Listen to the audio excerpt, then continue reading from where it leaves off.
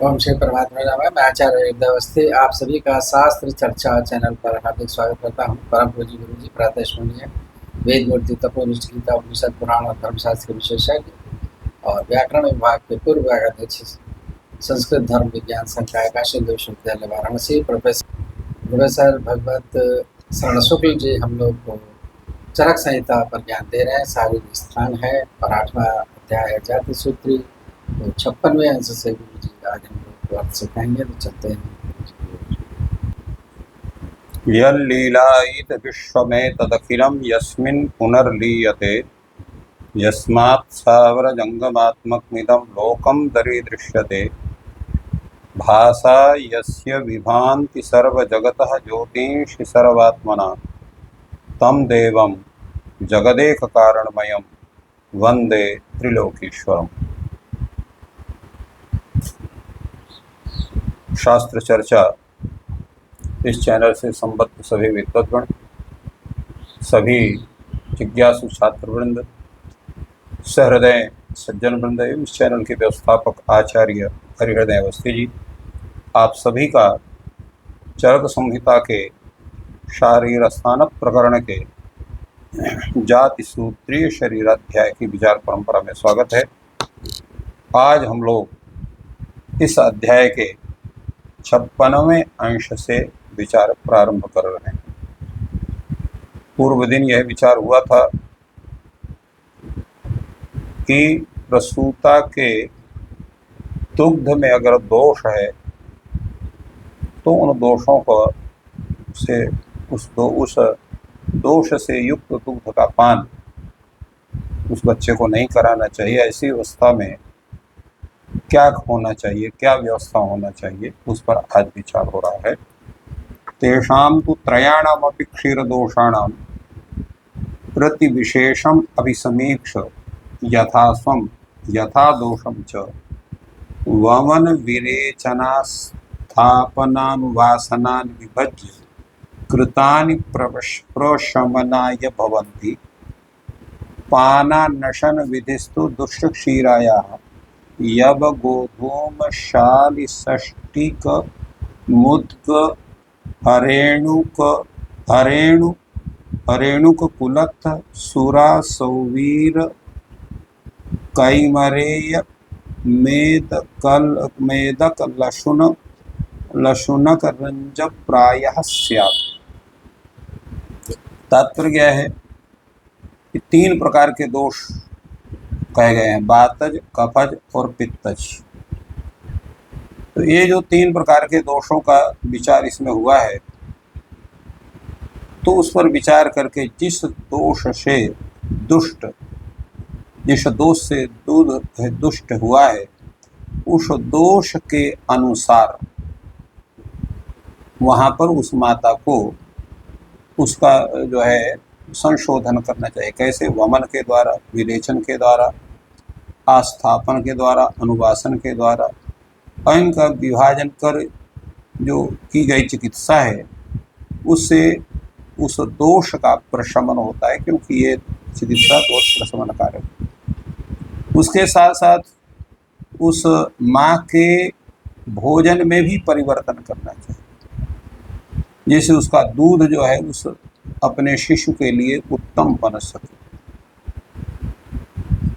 तो जिस माँ का दूध जो है दुष्ट हुआ है, उसकी आहार विधि भी इस प्रकार करनी चाहिए। उसको जौ है, गेहूँ है, शालिधान है, साठी के चावल है, मूंग है, मटर है, कुलथी है, सूरा है, सौवीर है, मैरी है, मेदक है। यहाँ पर सूरा से मेदक तक एवं ये सब मदिरा के भेद हैं, तो वो उनके लिए है जो स्त्रियां या उनके जिनके घर में है, या जो है औषधि के रूप में अत्यल्प रूप में उसका सेवन हो सकता है। लहसुन है, करंज है, इनका भी विविध प्रकार से अर्थात जो है वैद्यक शास्त्र की जो विधि है उसके अनुसार उनको देना चाहिए।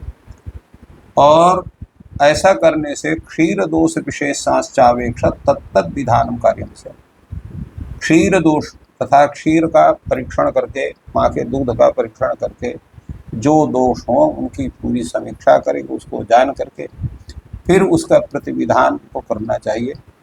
पाठा महौषध सुर दार मुस्त मुर्वांग गुडुचि वत्सक फल किरात तिक्त तिक्त तिक्तक कटुक रोहिणी सारी सारिवा कषायाणां च पानं प्रशस्यते। धान्येषां तिक्त कषाय कटुक मधुराणां द्रव्याणां प्रयोगः क्षीर विकार विशेषानभिसमीक्ष मात्रां कालं च। और बड़ा सुंदर विवेचन आचार्य का कथन है कि जो दुग्ध में दोष होता है उसका मुख्य कारण है दूषित भोजन, और इससे कि जो है बात पित्त कफ के प्रकोपित होने के कारण उस दुग्ध में तत्त प्रकार के दोष उत्पन्न होते हैं। तो उसमें कुछ विधि बतलाई गई है जिनका पालन करना चाहिए। जैसे जो है पाठा है, सूंठ है, देवदारू है, नागरमोता है, मुर्गी है, गुडची है, वत्सक है। वत्सक को जो है कुटच का बीज या इंद्रजौ भी कहते हैं, और चिरायता है, कुटकी है, तथा सारीवा। इनका जो है क्वाथ जो है बना करके रोगिणी जो उसको पिए तो उससे ये दोषों का शमन होता है।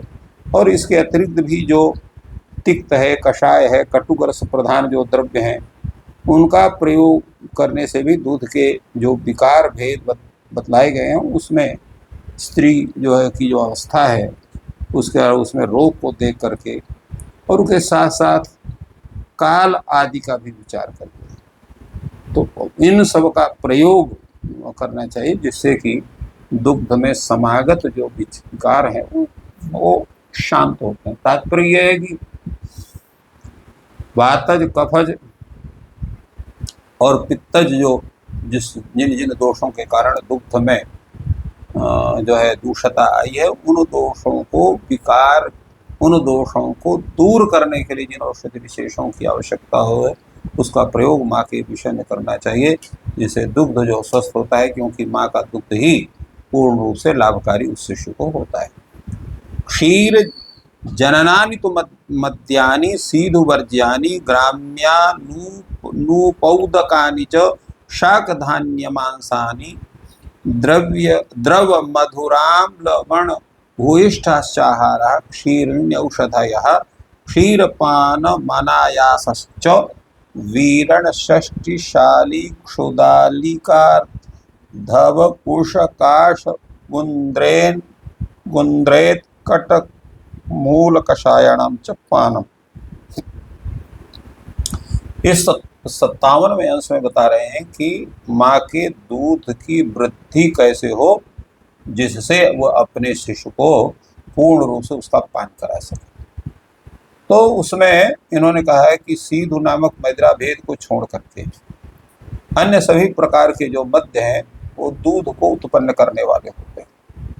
ग्राम्य, आनूप तथा औदक जो जल में उत्पन्न वाले शाक हैं, तथा धान्य माने अन्न, एवं जो मांस भक्षण करने वाले उन लोगों के लिए है प्राणियों के मांस, द्रव पदार्थ, मधुर, अम्ल और लवण रस प्रधान अर्थात नमकीन जो आहार है वो उसको लेना चाहिए। क्षीरणी औषधियाँ जो दूध बढ़ाने वाली जो औषधियाँ हैं उनको लेना चाहिए। दुग्ध का पान करना चाहिए। परिश्रम अत्यल्प करना चाहिए। खस है, साठी के चावल हैं, शालिधान्य है, इक्षुबालिका है, दर्भ है अर्थात कुशभेद, कुशकास, कुंदा, इतकट, इन औषधियों के जड़ का काढ़ा बना करके पिलाने से भी दुग्ध की वृद्धि होती है, ऐसा आचार्य का कथन है। धात्री तु यदा स्वादु बहुल शुद्ध दुग्धा स्यात् तदा स्नातानुलिप्त शुक्ल वस्त्रं परिधा ऐन्द्री ब्राह्मीं शतवीर्यां सहस्रवीर्यां मगुमां अभ्यतां शिवां अरिष्टां वाट्यपुष्पीं विश्वक्सेनकान्तां च बिभ्रत्यौषधिं कुमारं प्रामुखं प्रथमं दक्षिणम स्तनं पाये। अब धात्री के लिए, धात्री को द्वितीय माँ भी कहा जाता है जो उस बच्चे को दूध पिलाती है, उसके लिए भी इसमें विचार है कि अगर धात्री है उसका जो दुग्ध है स्वादु है, शुद्ध दुग्ध वाली है, तो उसको दुग्ध पिलाने के पहले शिशु को उसको कहने कर पहले तो स्नान करे। एक इसके बाद सुगंधित द्रव्य पदार्थों का अनुलेपन शरीर में करे, सुंदर स्वच्छ श्वेत वस्त्र धारण करे, और इसके पश्चात बर्मी वल्य प्रजावस्थापन गणोक्त जो द्रव्य हैं, ब्राह्मी है, शतवीर्या है जिसको शतावरी भी कहते हैं, सहस्रवीर्या है, सहस्रवीर्या ये जो है दूब विशेष है, पाटला है, गुडुची है, हरितकी है, अरिष्टा जिसको नागबला भी कहते हैं, और वाट्य पुष्पी जिसको महाबला कहते हैं, और विश्वक्सेन कांता जिसको बाराही कंद भी कहते हैं। इनमें से किसी एक औषधि को धारण करके पूर्व की ओर बालक का मुख करके और पहले दाहिना पान करावे। यह जो है धात्री का मुख्य कर्तव्य है। अतोनंतरम कुमारागार विधि मनु व्याख्यास्यामः वास्तु विद्या कुशलः प्रशस्तम रम्यम अतमस्कम निवातम प्रवातैकदेशम दृढ़मपगत श्वापद पशु दृष्टिमूषिक पतंगम सुविभक्त सलिलो लूखल मूत्रवर्च स्थान स्नान भूमि महानमृत सुखम महानस मृत सुखम यथार्थ शयनासनास्तरण संपन्नम कुर्यात् तथा सुविहित रक्षा विधान बलि मंगल होम प्रायश्चित्तम शुचि वृद्ध वैद्यानु रक्त जन संपूर्ण। अब जो है इसमें है कि जिस जगह पर वह शिशु रह रहा है उस स्थान की उस घर की व्यवस्था कैसी होना चाहिए, कैसा होना चाहिए, उसको कैसे करना चाहिए। तो सबसे पहले बता रहे हैं कि जो वास्तु विद्या का कुशल व्यक्ति है वह प्रशस्त सुंदर, जिसमें बिल्कुल भी अंधेला ना रहे, निवातम जिसमें जो है वायु का प्रवेश अधिक ना हो, प्रवातैक देशम केवल एक स्थान रहे जहाँ से वायु थोड़ा बहुत आती जा रहे, दृढ़ हो दृढ़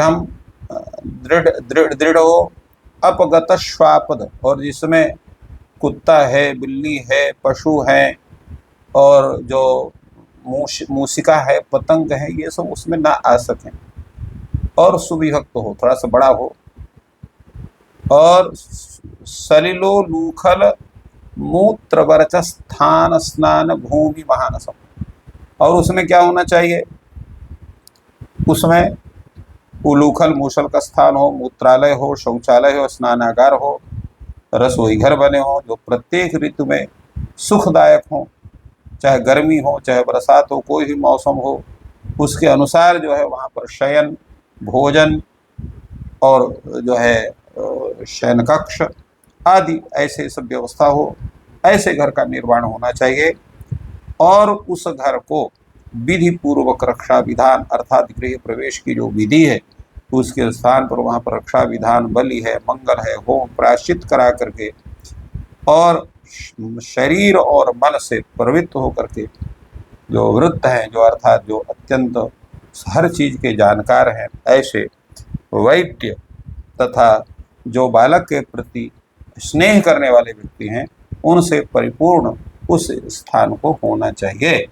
ऐसा इस पर पूरा वर्णन। तो इस प्रकार गुरु जी ने जो क्षीर के दोष हैं, दुग्ध के दोष हैं, मात्र दुग्ध के बाद पित्त कफ जन्य, उनकी सामान्य चिकित्सा जो चरक संहिता के शारीरिक स्थान में वर्णित है उसका व्याख्यान किया। आपका दिन शुभ हो।